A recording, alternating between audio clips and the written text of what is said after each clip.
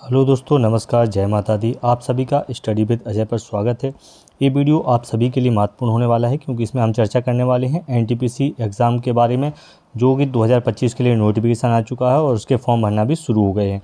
तो उससे संबंधित जितनी भी आरआरबी एनटीपीसी से संबंधित जितनी भी महत्वपूर्ण अपडेट्स है, वो चाहे एज से संबंधित हो, चाहे इसके अलग अलग योग्यता से संबंधित हो, किस पोस्ट के लिए क्या योग्यता इसमें मांगी गई है, और इसके अलावा किस बोर्ड में कितनी जो है सीटें रिक्त हैं, इसके बारे में भी हम आपको बताएंगे। अलग अलग बोर्ड में किस बोर्ड में कितनी हैं, और टॉप 10 जो ज़्यादा वैकेंसी वाले बोर्ड हैं उनके बारे में भी हम आपको चर्चा करेंगे, जिससे आपको फॉर्म भरने में यहाँ पर आसानी होगी।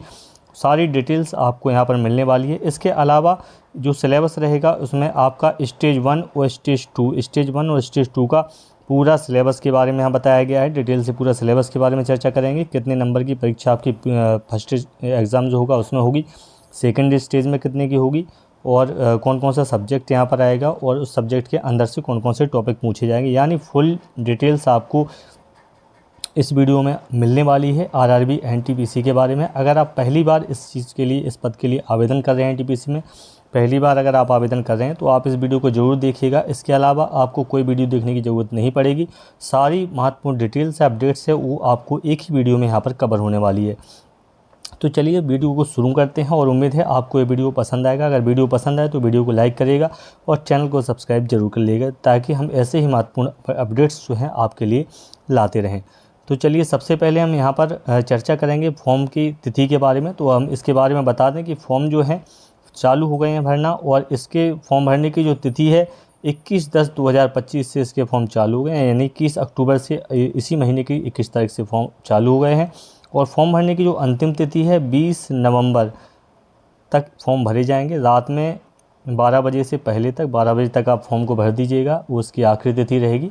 यानी 21 तारीख से फॉर्म चालू हो गए हैं और 20 नवंबर तक आप फॉर्म को सबमिट यहाँ पर कर सकते हैं। अगर आपने फॉर्म शुल्क का भुगतान अगर नहीं किया है, यानी फ़ीस का पेमेंट आपका नहीं हुआ है, तो आपको 2 दिन का एक्स्ट्रा समय यहाँ पर रहेगा। यानी 22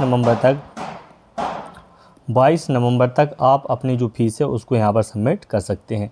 तो ये कुछ महत्वपूर्ण अपडेट्स है आपकी फॉर्म भरने से संबंधित। इसके बाद हम सबसे जो महत्वपूर्ण बात है उस पर यहाँ पर आपको बताएंगे, जिसमें बताएंगे कि जो वैकेंसी है टोटल कितनी है, और इसमें किस पद के लिए कितनी वैकेंसीज में रखी गई है। तो इसमें जो नंबर 1 पर, क्रम संख्या 1 पर दिया हुआ है, मुख्य वाणिज्यिक सह टिकट पर्यवेक्षक, ये जो पोस्ट है 4200 ग्रेड पे के अंतर्गत आती है, यानी मैट्रिक्स लेवल 6 में आती है। इसके अलावा इसकी जो उम्र है वह 18 से 33 साल इसमें सामान्य के लिए यहाँ पर रखा गया है। उसके अलावा छूट में जो आयु सीमा में छूट मिलेगी उसके बारे में हम आपको आगे बताएंगे। जो उम्र है वैसे वो सभी के लिए वो 18 से 33 वर्ष है। इसके अलावा इनकी जो कुल पद हैं वह 161 हैं सभी बोर्ड में मिलाकर। दूसरा जो पद है वह स्टेशन मास्टर का आपको हमें मिलेगा। ये भी 4200 ग्रेड पे की नौकरी है, लेवल 6 की नौकरी है, और इसमें भी जो एज है वह 18 से 33 वर्ष रखी गई है। साथ ही साथ इसमें पदों की संख्या भी अच्छी है, 615 पद यहाँ पर आपको स्टेशन मास्टर के मिलेंगे। इसके अलावा आपको मालगाड़ी प्रबंधक, यानी जो गुड ट्रेन मैनेजर होता है, उसके पद यहाँ पर मिलेंगे। ये लेवल 5 की यहाँ पर नौकरी रहेगी। और इसके अलावा इसमें जो ग्रेड पे रहे आयु सीमा रहेगी वह भी 18 से 33। तो आयु सीमा आप यहाँ देख सकते हैं सभी के लिए 18 से 33 रखी गई है। तो आयु सीमा तो एक ही है सभी के लिए। पदों की संख्या इसमें मालगाड़ी प्रबंधक के लिए जो पद हैं वह 3416, यानी सबसे जो ज़्यादा पद हैं वह मालगाड़ी प्रबंधक के यहाँ पर पद रखे गए हैं। ये सारे बोर्ड्स को मिलाकर यहाँ पर पद बताए गए हैं। बाकी बोर्डवार अलग अलग कितने पद हैं वह हम आपको सबसे लास्ट में आपको बता देंगे। इसके बाद कनिष्ठ लेखा सहायक सह टंकक, इसमें ये भी मैट्रिक्स लेवल 5 की नौकरी यहाँ पर है, और इसमें जो कुल पद हैं वह 921 जो है कुल पद यहाँ पर रखे गए हैं। इसके बाद वरिष्ठ लिपिक सह टंकक की जो जगह है उसमें भी ये भी मैट्रिक्स लेवल 5 की नौकरी है, और इसमें 638 पद यहाँ पर कुल रखे गए हैं। यातायात सहायक मैट्रिक्स लेवल 4 की नौकरी है, और यहाँ पर आपको केवल 59 पद यहाँ देखने को मिलेंगे। इस तरीके से जो कुल योग यहाँ पर होगा वह 5810 वैकेंसी आपको यहाँ पर देखने को मिलेंगी। ये सारी वैकेंसी हैं सभी बोर्ड को मिलाकर। यहाँ पर आप देख सकते हैं कुल योग सभी रेलवे जो बोर्ड्स हैं उन सभी को मिलाकर यहाँ पर ये पूरे जो कुल पद हैं वह आपको बताए गए हैं। तो कुल पदों की जो संख्या है वह 5810 आपके लिए रहने वाली है। और इसमें जो सबसे ज़्यादा पद हैं वह मालगाड़ी प्रबंधक के पद यहाँ पर आपको सबसे ज़्यादा मिलने वाले हैं। तो ये हो गई है सारे पदों से संबंधित महत्वपूर्ण अपडेट्स कि कौन से पद कितने हैं सभी बोर्ड्स में मिलाकर। इसके अलावा अब हम देखेंगे आगे जानकारी। तो आगे अब हम बात करेंगे एज लिमिट के बारे में, यहाँ पर आपसे बात करेंगे। तो एज लिमिट का हम पहले ही आपको बता चुके हैं एज लिमिट का कि सभी के लिए जो आयु सीमा है वह कितनी रखी गई है, 18 से 33 वर्ष। 18 से 33 वर्ष यहाँ पर सभी के लिए रखी गई है। इसके अलावा अलग से इसमें जो छूट का कुछ इसकी जो काउंटिंग है यानी कब से ये जो है गिनी जाएगी, तो ये 2026 1/1/2026 को ये आयु सीमा यहाँ पर आपकी गिनी जाएगी। और इसमें दिया हुआ है कि न्यूनतम जो आयु सीमा है जन्म तिथि सभी समुदायों के लिए, ठीक है, तो कम से कम जो मिनिमम आयु सीमा है वह 1/1/2008 है, ठीक है। इसके बाद उनका जन्म जो है नहीं होना चाहिए। और ऊपरी जो अपर सीमा है वह अनरिजर्व और EWS के लिए 2/1/1993 से पहले आपका जो है जन्म नहीं होना चाहिए। वो इसी तरीके से OBC के लिए है 1990 से पहले आपका जन्म नहीं होना चाहिए जनवरी। और इसी तरीके से SC/ST के लिए 1988 से पहले आपका जन्म यहाँ पर नहीं होना चाहिए। तो ये आपका लास्ट है, यानी 2008 के बाद का जन्म यहाँ पर नहीं होना चाहिए। और ये कैटेगरी वाइज है, अगर आप जनरल में है तो 1993 से पहले का जन्म नहीं होना चाहिए, और 1990 से पहले OBC के लिए, और 1988 से पहले ST के लिए। और यहाँ पर जो आयु सीमा रहेगी SC/ST के लिए, यहाँ पर जो आयु सीमा है छूट है वह 5 साल की यहाँ पर है। और OBC के लिए यहाँ पर 3 साल की आयु सीमा दी गई है। इसके अलावा अलग अलग कैटेगरी जो हैं भूतपूर्व सैनिक हैं और अदर की जो कैटेगरी हैं उन सभी के लिए यहाँ पर उसी हिसाब से अलग अलग दी गई है। आप उसको यहाँ पर देख सकते हैं और इसका स्क्रीनशॉट लेकर आप इसको अच्छे से देख सकते हैं। तो ये एज लिमिट से बात हो गई है। एज लिमिट जो है सभी के लिए 18 से 33 है। और फिर उसके अलावा उसमें SC/ST के लिए 5 साल का आरक्षण इसमें रहेगा और OBC के लिए 3 साल का, जो कि सभी भर्तियों में मिलता है, उसी तरीके से इसमें भी रखा गया है। इसके बाद हम महत्वपूर्ण जो बात है उसको बारे में हम यहाँ पर करेंगे, और वह प्री जो है इसका स्टेज 1 का जो एग्ज़ाम होगा उसमें किस तरीके से कौन सा पैटर्न होगा, कैसे पूछा जाएगा। तो देखिए, परीक्षा की जो अवधि रहेगी आपकी, यानी परीक्षा का टाइम रहेगा, यह टाइम यानी आपको 1.5 घंटे का यहाँ पर टाइम मिलेगा। कितना टाइम मिलेगा आपको? 1.5 घंटे का समय आपको यहाँ पर मिलेगा। इसमें आपको कुल क्वेश्चन जो है प्रश्न आपको 100 प्रश्न यहाँ पर मिलेंगे, और 100 प्रश्न में सामान्य जागरूकता के यानी जनरल अवेयरनेस के आपको 40 प्रश्न मिलेंगे।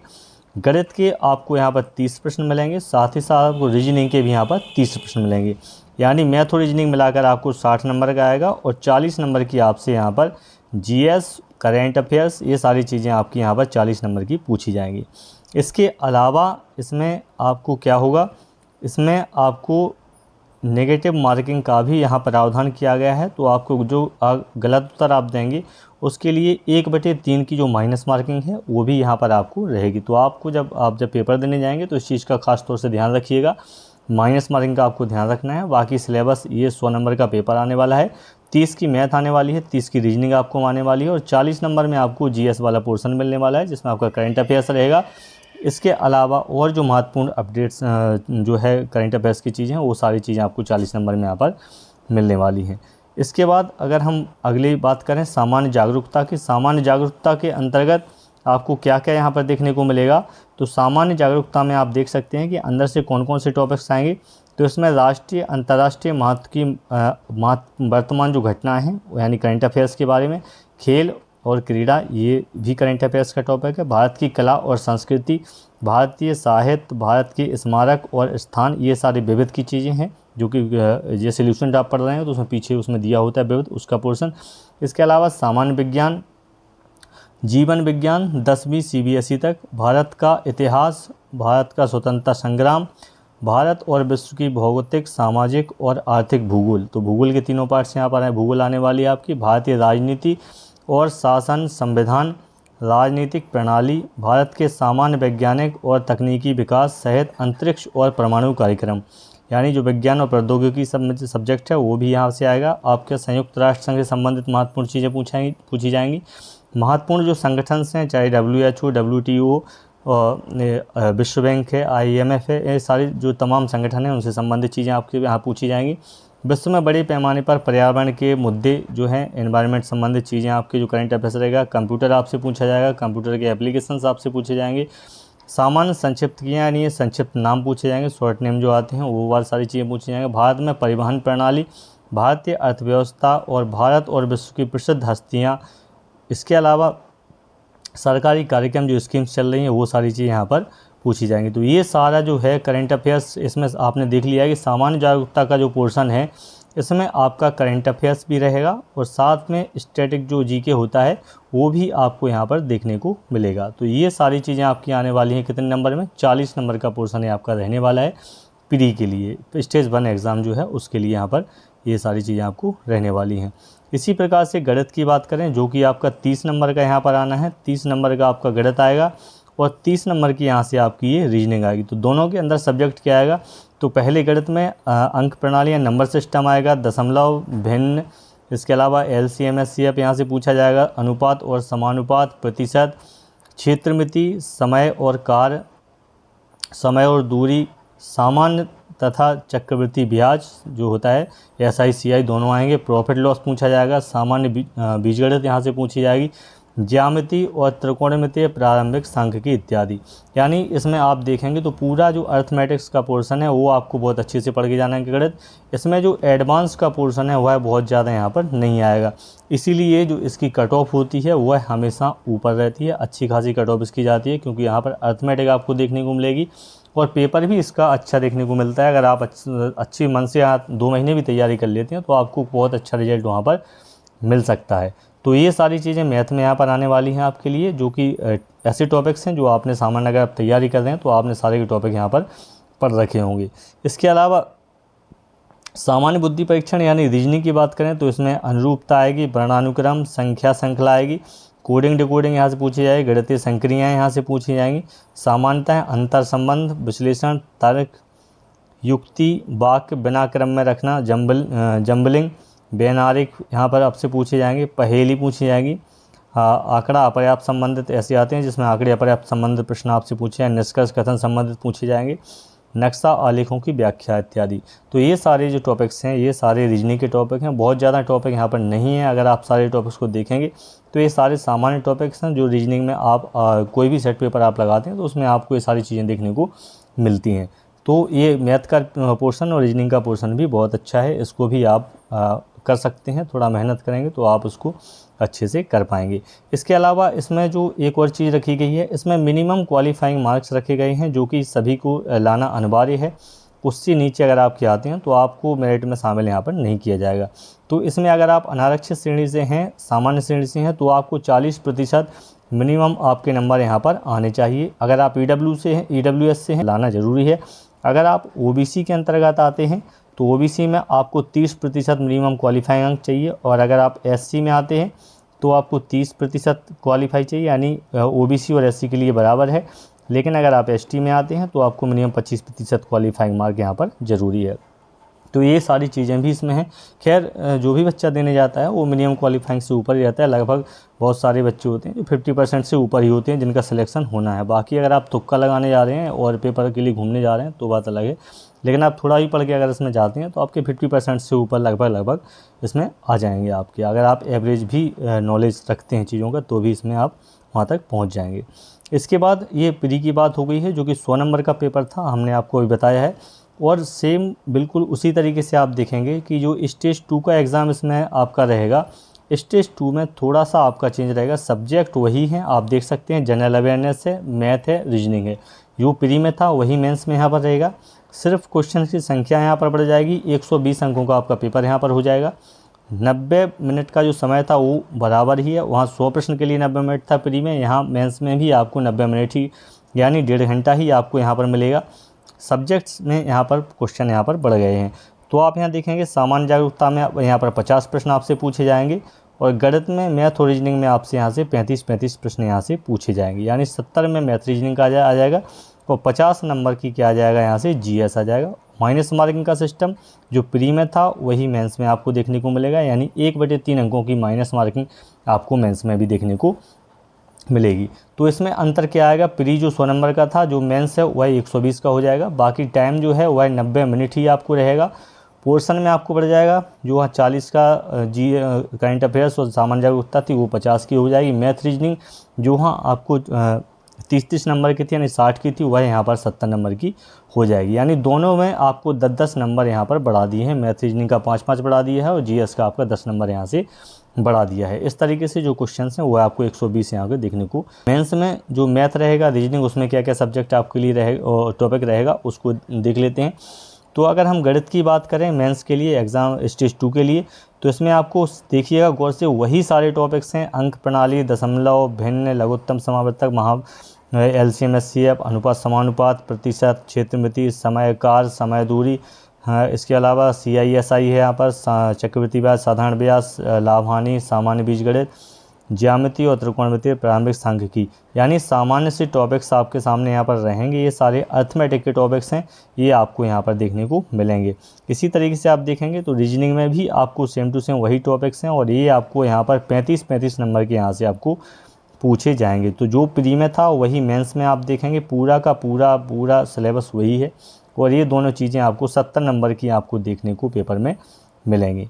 इसी तरीके से अगर हम जनरल अवेयरनेस की बात करें तो जनरल अवेयरनेस में भी आप देखेंगे पूरा जैसा प्री में आपका है, स्टेज 1 में एग्ज़ाम में है, उसी तरीके से सामान्य जागरूकता का पूरा जो सिलेबस है सेम टू सेम वही है और ये जो है आपका 50 अंकों का पूछा जाएगा।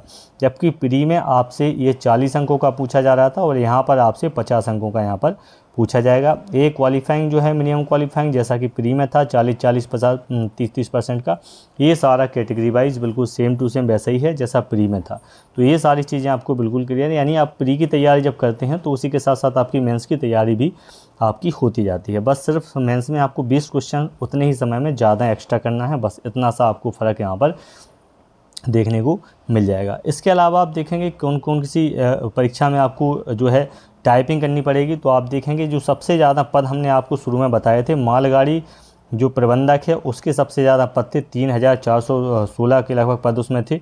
इसमें आपको कुछ भी चीज़ यानी ना तो इसमें टाइपिंग रहेगी, ना ही कोई आपकी अभी दक्षता अलग से कोई एग्ज़ाम इसमें रहेगा। यानी प्री और मेंस के बाद आप इसमें सीधे सिलेक्शन पा जाएंगे। इसी प्रकार से दूसरी जो पोस्ट थी उसके लिए वरिष्ठ लिपिक सह टंकक है। तो इसमें आपको कंप्यूटर आधारित टंकन कौशल परीक्षा यानी CBTST, ये सारी चीज़ें आपको यहाँ पर यानी टाइपिंग आपको यहाँ से करनी है इसके लिए। इसी प्रकार से टंकक देखेंगे तो इसमें देखिए दोनों में ऑलरेडी टंकक लगा हुआ है, तो दोनों ही टाइपिंग से संबंधित ही, तो इसमें भी आपको टाइपिंग यहाँ पर करनी पड़ेगी। इन दोनों पोस्ट के लिए आपको टाइपिंग है। इसके बाद है मुख्य वाणिज्यिक सह टिकट पर्यवेक्षक। तो इसके लिए आप देखेंगे ये बहुत अच्छी नौकरी है, लेवल 6 की नौकरी है, मैट्रिक्स लेवल 4200 ग्रेड पे, और इसमें आपको कुछ भी नहीं चाहिए। यानी प्री मेंस अगर दोनों एग्ज़ाम आप देते हैं उसके बाद आपको ये पोस्ट आपके मेरिट के आधार पर मिल जाएगी। तो आप प्रेफरेंस में जब भरिएगा तो इन दोनों पोस्ट को ऊपर रखिएगा, ताकि क्योंकि इसमें आपका प्री और मेंस के हिसाब से ही आपका सीधा चयन यहाँ पर हो जाएगा। तो इन दोनों पोस्ट को आपको कहाँ रखना है, सबसे ऊपर आपको रखना है। इसके अलावा स्टेशन मास्टर के जो पद हैं उसमें आपको कंप्यूटर आधारित अभिक्षमता परीक्षण होता है, एक स्किल टेस्ट होगा, वो आपको यहाँ पर देना पड़ेगा। इसमें आपकी टाइपिंग नहीं है, स्टेशन मास्टर में आपकी जो टाइपिंग है वही नहीं रहेगी, एक स्किल टेस्ट होगा वो आपको यहाँ पर देना होगा। इसी प्रकार से यातायात सहायक के लिए आप देखेंगे तो इसमें आपको कंप्यूटर आधारित, जो कि आपको इन दोनों चीज़ों के लिए यानी स्टेशन मास्टर के लिए और यातायात सहायक के लिए आपको एक ही चीज़ है, कंप्यूटर आधारित अभिदक्षता यहाँ से आपको देनी पड़ेगी। तो ये पोस्ट वाइज जो महत्वपूर्ण चीज़ें हैं, किस किस में टाइपिंग है, किस किस में टाइपिंग नहीं है, तो ये सारी चीज़ें भी आपकी यहाँ से उम्मीद है कि क्लियर हो गई होंगी। इसके बाद बात अगर हम करें पोस्ट वाइज कि कौन से पद के लिए क्या योग्यता इसमें रखी गई है, तो उसको भी हम देख लेते हैं। तो आपको अगर हम बात करें मुख्य वाणिज्यिक सह टिकट पर्यवेक्षक की अगर बात करें तो इसमें आप देखेंगे तो इसमें मान्यता प्राप्त विश्वविद्यालय से डिग्री या इसके समकक्ष, यानी आपके पास स्नातक की उपाधि यहाँ पर होना चाहिए, तो आप इसमें अप्लाई कर पाएंगे। स्टेशन मास्टर के लिए भी वही है, अगर आपके पास कोई डिग्री है BA BSc जो भी आपकी स्नातक है वो आप अप्लाई कर पाएंगे।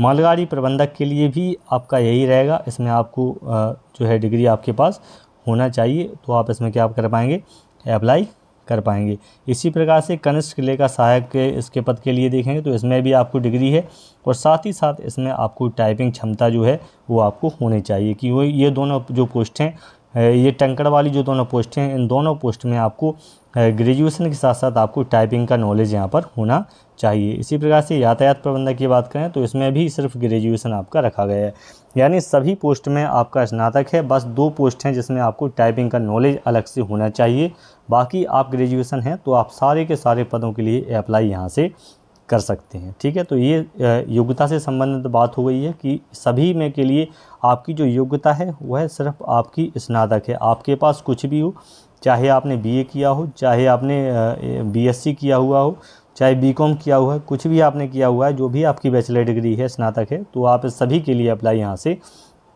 कर पाएंगे। तो ये हो गया एलिजिबिलिटी से संबंधित। ये रेलवे की ऑफिशियल साइट्स हैं जहाँ पर जाकर आप चेक कर सकते हैं उनके विज्ञापन से और आवेदन से संबंधित। आप कोई फर्जी वेबसाइट पर मत जाइएगा, तमाम फर्जी वेबसाइट आपको देखने को मिलती हैं। तो आप जो ऑफिशियल वेबसाइट हैं इनको ही आप गूगल पर जाकर इनको सर्च कर सकते हैं और यहाँ से आप अपने आवेदन के लिए क्लिक कर सकते हैं। तो आप इसका एक स्क्रीनशॉट ले सकते हैं और जो ऑफिशियल वेबसाइट है इन पर ही आप गूगल पर जाइएगा और यहाँ से आवेदन करिएगा, ताकि आपके साथ कोई भी फ्रॉड यहाँ पर ना हो। ठीक है, तो ये महत्वपूर्ण ऑफिशियल वेबसाइट है इसका, इसलिए इसके बारे में भी हमने यहाँ पर बताओं के बारे में यहाँ पर देखेंगे कौन से बोर्ड में कितने हैं।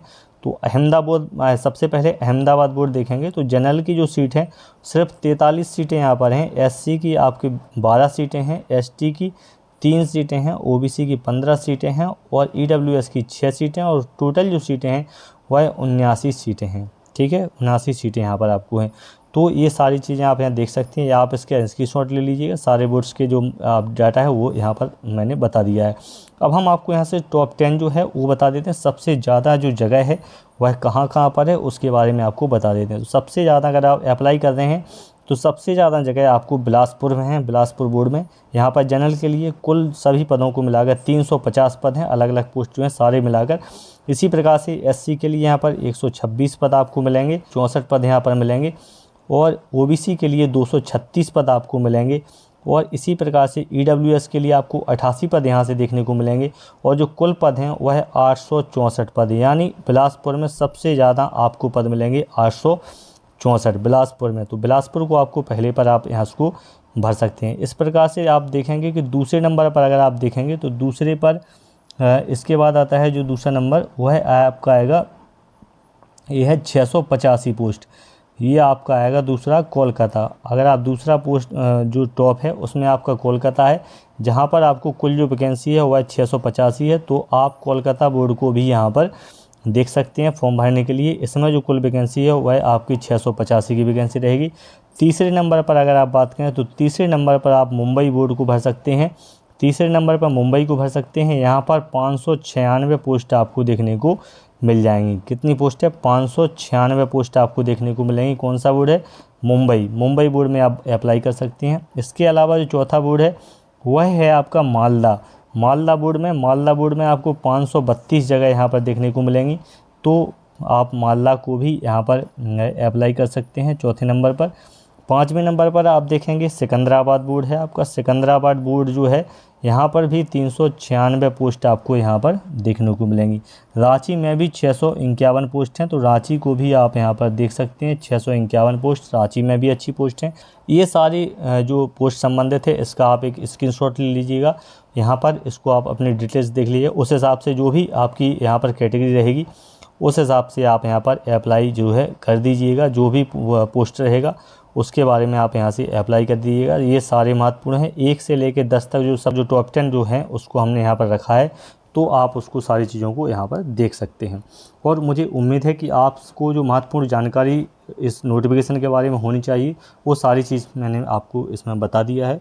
फिर भी अगर आपको कोई कन्फ्यूज़न है तो आप कमेंट कर सकते हैं, हम आपको जो भी आपकी शंका रहेगी उसका जो है कमेंट में आपको जवाब देंगे, ताकि आपका जो कन्फ्यूज़न हो वो सारी चीज़ें क्लियर हो सकें।